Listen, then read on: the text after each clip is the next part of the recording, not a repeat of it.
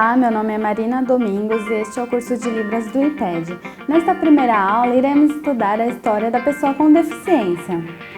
Para melhor entender a pessoa com deficiência, é importante fazer uma análise de como ela foi tratada ao longo de sua história por diferentes civilizações.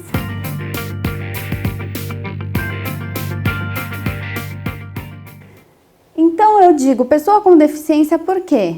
Eu não estou especificando apenas o surdo, mas a história de todas as pessoas com deficiência, como que ela foi tratada ao longo da história. Tiveram 4 momentos. O primeiro momento foi esse, o momento da exclusão. Então, como que era? Os deficientes eram considerados incapazes para a vida, feiticeiros e bruxos. Muitos eram jogados ao mar, mortos ou abandonados. Então, neste período, era a época da lei do mais forte. Então, precisava ir à caça para conseguir comida. Então, neste momento, as pessoas com deficiência, eles eram aqui, considerados incapazes para a vida.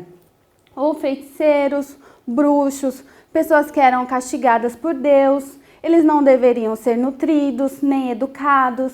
Eles não tinham direito à herança. Era uma pessoa, então, totalmente à parte da sociedade neste momento. Até que veio o segundo momento, que foi o momento da segregação.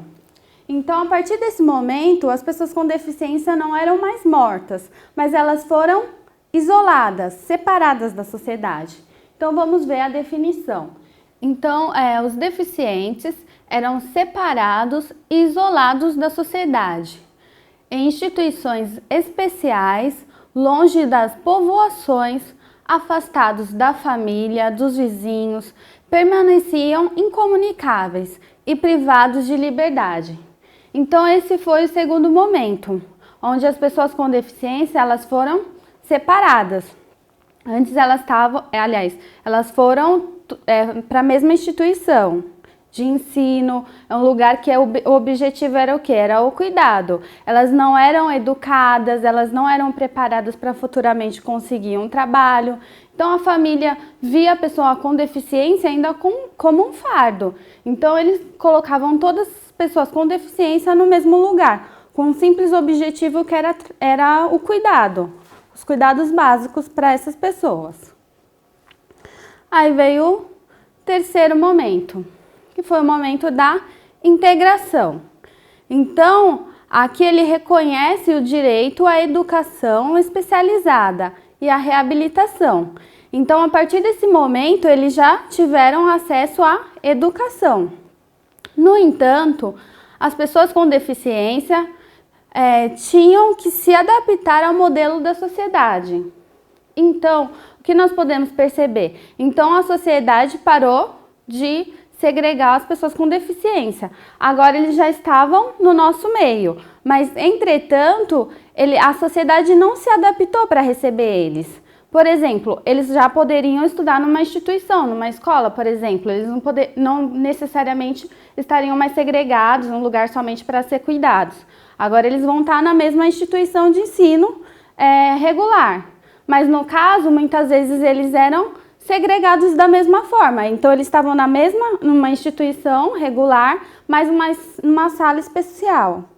Então acaba sendo uma segregação também. Ou então, se eles estavam na mesma sala, não tinham intérprete. Então, nesse momento, a sociedade ela não se adaptou para receber a pessoa com deficiência. Ela abriu espaço, caso a pessoa com deficiência queira participar de uma escola, ela poderia, por exemplo, mas a sociedade permaneceu da mesma forma que ela estava. E a partir desse quarto momento, é o momento que nós estamos vivendo hoje, que é o momento da inclusão, a sociedade ela se adapta para atender essas pessoas com necessidades especiais, com deficiência. Mas o intuito era tornar a sociedade acessível, garantindo a participação de todos. Então, a partir desse momento, a sociedade começou realmente a se adaptar para receber essas pessoas com deficiência. Então, por exemplo, a escola já tinha um intérprete de Libras, já tinha um guia para o cego, já tinha uma acessibilidade para o cadeirante. A escola começou a se adaptar para receber essa pessoa com deficiência. Então, nesse próximo desenho, nesse próximo slide, nós temos uma imagem para esclarecer melhor como foi esses 4 momentos da história das pessoas com deficiência. Então, o primeiro momento foi o da exclusão. Então, aqui está a sociedade, no meio, e fora está as pessoas com deficiência. Muitas vezes que estão sendo mortas, antigamente elas eram jogadas ao mar. Então, essa foi o pior momento da pessoa com deficiência na sociedade. E a partir do segundo momento, elas não eram mais mortas, mas elas estavam em instituições separadas da sociedade, que tinham o principal objetivo, que era somente o cuidado básico dessas pessoas. Elas não tinham acesso à educação, não tinham acesso ao ensino, elas simplesmente estavam separadas, eram consideradas como fardos, separadas da família, da sociedade. E neste terceiro momento, a sociedade ela abriu as portas para as pessoas com deficiência. Entretanto, ela permaneceu da mesma forma que ela estava, ela não se adaptou para receber essas pessoas. A pessoa com deficiência que tinha que se adaptar à sociedade. Então, esse momento aqui não era o ideal ainda. Só que aqui elas já começaram a ser educadas, preparadas para o trabalho. E aqui é o momento da inclusão, que é o momento atual, onde elas já estão todas misturadas. Então, elas estão entre nós. Estão entre a sociedade, elas já têm o acesso à educação, ao ensino. Então, isso só foi possível também devido às legislações que obrigou as empresas a dar oportunidade às pessoas com deficiência. Será que o pessoal na rua sabe quais são os 2 modelos atuais de escola para surdos?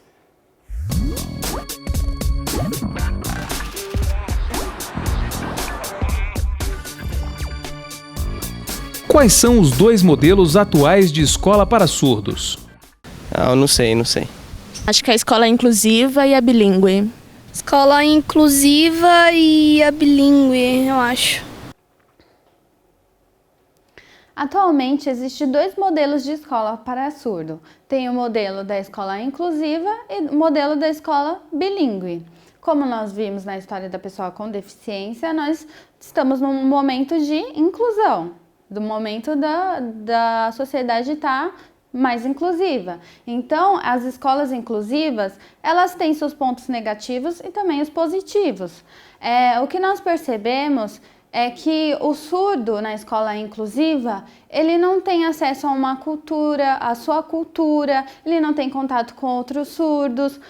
Ele tem um intérprete sim já em sala de aula, mas muitas vezes o modelo da escola, ele é um modelo ouvintista, ou seja, a escola não utiliza recursos visuais, ela não tem uma metodologia voltada para o surdo.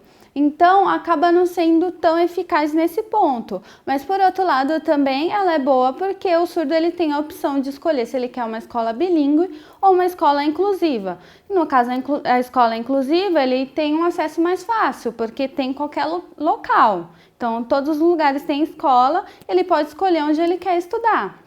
E, normalmente, as escolas bilíngues são poucas. Então, normalmente, elas vão ficar mais longe. Então, essa é a dificuldade no caso da escola inclusiva. Então, o modelo dessa escola, ele não é voltado para o surdo. Como nós podemos ver aqui, as escolas inclusivas, ela oferece uma educação igual para todos. Ela não leva em consideração que o surdo precisa de uma metodologia voltada para ele, também para as necessidades visuais dele. Então, sem levar em consideração os limites e potenciais dos alunos. Então, muitas vezes ela não vê que, no caso, o surdo, ele tem uma certa limitação. Por quê? Exemplo, muitas vezes, numa escola bilíngue, o professor apaga a luz. E, no caso, o surdo precisa ver o intérprete. Então, muitas vezes, o professor se depara numa situação que ele, às vezes, ainda é muito leigo. Ele não sabe como lidar com aquela situação. Ou, muitas vezes, o professor leva um filme em sala de aula e esse filme não tem legenda. Então, como que o surdo ele vai acompanhar um filme sem legenda? Então, essas são as dificuldades que nós encontramos nas escolas inclusivas. Então, nós vimos aqui que reconhecer as diferenças é um princípio básico para que a inclusão ela seja efetiva. Então, nós precisamos perceber o quê? Que o surdo ele é diferente. Ele precisa ter uma metodologia voltada também para ele. E temos aqui o outro modelo de escola, que é a escola bilíngue.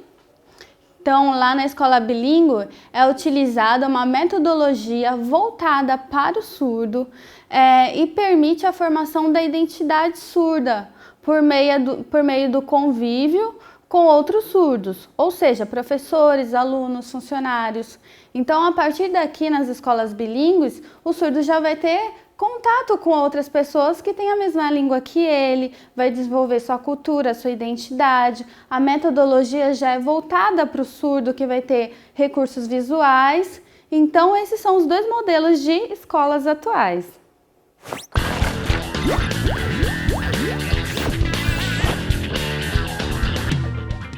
O ouvido humano detecta sons de 20 a 20 mil Hz. Isto é, desde um ruído mínimo, como o incômodo barulhinho de um pernilongo, até o barulho de um avião a jato. A legislação, então.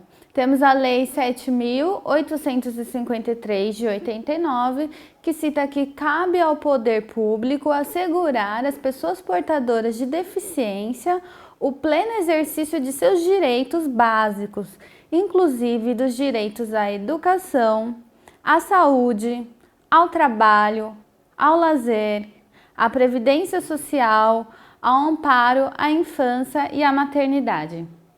Então, a partir daqui, nós já conseguimos ver a quantidade de direitos que foi adquiridos pelas pessoas com deficiência, que antes eram excluídas, e a partir daqui, de 89, há pouco tempo atrás, não faz muito tempo, essas pessoas começaram a ter direitos garantidos por lei.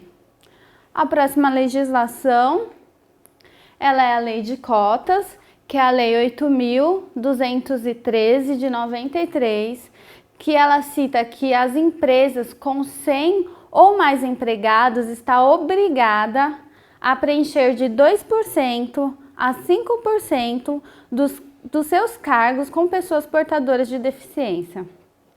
Então, aqui, a legislação ela obrigou as empresas privadas a terem as pessoas com deficiência, porque antes a lei garantia o acesso ao trabalho, mas muitas empresas não contratavam essas pessoas.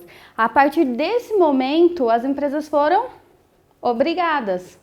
Então, se uma empresa tinha 100 funcionários, tinha que ter 2%. Então, quanto maior o número de funcionário, maior o percentual, que chegava até 5% de contratação que era necessário de ter esses cargos para pessoas com deficiência. E esta lei, a 8.112 do ano de 93, ela estabeleceu a reserva de até 20% das vagas oferecidas em concurso para as pessoas com deficiência. Então, a partir daí também, as pessoas com deficiência passaram a ter acesso às empresas públicas também, que foi garantido até 20% de reserva para essas pessoas. Temos outra legislação, que é a Declaração de Salamanca. Ela foi realizada na Espanha, na cidade de Salamanca, por isso que ela tem esse nome, e ela veio garantir alguns direitos relacionados à educação, que é o quê? É garantir o direito à educação, a oportunidades iguais, também desenvolveu programas educativos implementados, tendo em vista a diversidade das necessidades e o acesso às escolas regulares. Então, a partir daqui, muitas vezes a escola ela não estava adaptada para a necessidade da pessoa com deficiência. Ela já estava incluída, mas muitas vezes as necessidades especiais de cada aluno ela não era suprida. Então, a Declaração de Salamanca ela veio para especificar coisas que precisaria ser feito para cada tipo de deficiência, de adaptação que precisaria ser feita na escola. E aqui ela também cita que cada criança tem o direito fundamental à educação e deve ter a oportunidade de conseguir e manter um nível aceitável de aprendizado. Então, a pessoa com deficiência, ela também tinha que ser garantido para ela ter um bom nível também, de uma boa qualidade no ensino também.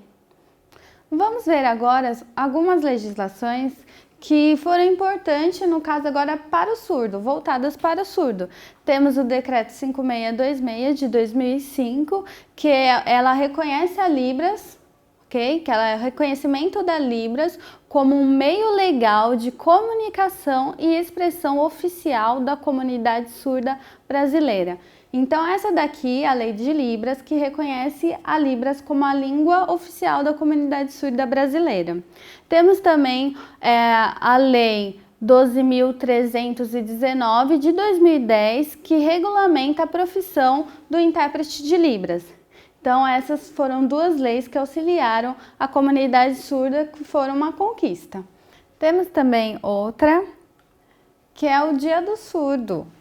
Então, o Dia Nacional do Surdo foi reconhecido pela Lei 11.796 do ano de 98 e é celebrado o Dia do Surdo no dia 26 de setembro, a data da criação da primeira escola de surdos no Brasil, que é o INES, esse é o sinal de INES.